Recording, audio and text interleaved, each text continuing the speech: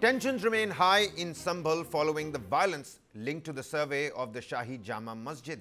Now, members of the three-member Judicial Inquiry Committee are in Sambhal to investigate the incident that erupted on the 24th of November.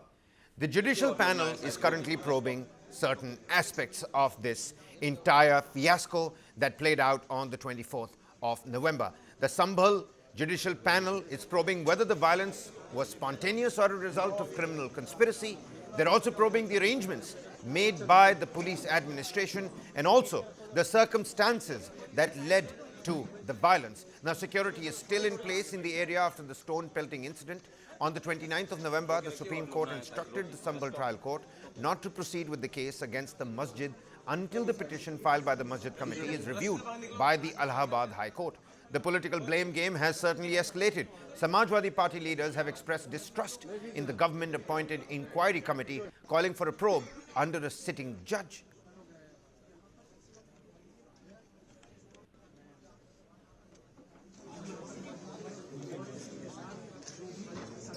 देखिए, सरकार की team पर हमें विश्वास नहीं है।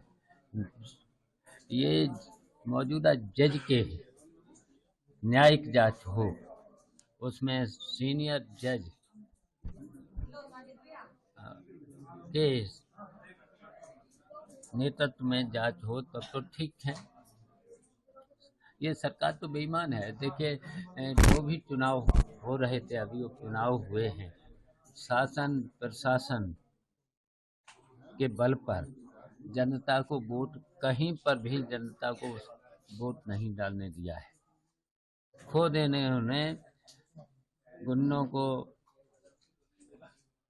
अपराधियों को इकट्ठा करके और पुलिस के संरक्षण में दे करके जनता को रोका है वोट डालने से, और इन्होंने बूथों पर कब्जा किया है। Meanwhile, Uttar Pradesh Deputy Chief Minister Brijesh Pathak reassured the public that a high-level judicial investigation is underway. He also slammed Samajwadi Party, linking them to goons and mafia.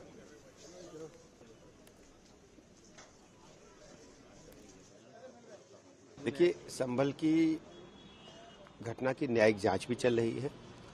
शासन के निर्देश पर उच्च स्तरीय जांच भी चल रही है। संभल के जो भी दोषी हैं, जो भी गुनाहगार हैं, उनके खिलाफ कानून के तहत कड़ी कार्रवाई होगी और निष्पक्ष जांच होगी। जो भी दोषी होगा, जांच पूरी हो जाने दीजिए, न्यायिक जांच की रिपोर्ट आने दीजिए और माननीय न्यायालय के जो भी आदेश होंगे उनका हम सम्मान करते हुए आगे बढ़ेंगे।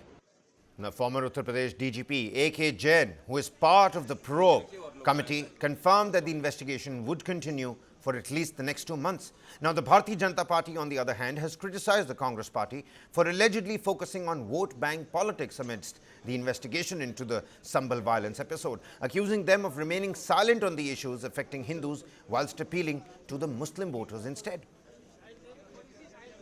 संभल इंसिडेंट को लेकर आपने कहा है कि राहुल गांधी वहां पर जाएंगे, तो अब हो गया। क्या कांग्रेस इस पर सर कोई कांग्रेस वोट बैंक की राजनीति करती है। प्रो इस्लाम उनको वोट दिखता है मुसलमानों के साथ, इसीलिए वो संभल जा रहे हैं। और किसी ऐसे हिंदुओं के ऊपर अगर होता है तो वहां इनकी जुबान नहीं खुलती। मुझे कुछ नहीं मालूम कौन आया है, कब आया है। ना तो मुझे किसी जनता ने बताया, ना ही मुझे किसी अधिकारी ने बताया, या हमसे कुछ पूछना चाहेंगे, मिलना चाहेंगे, या उनकी तरफ से कोई बात आती है प्रशासन की तरफ से कि आप अपना कुछ कहना चाहें तो ये मेरे पास कोई इल्म नहीं।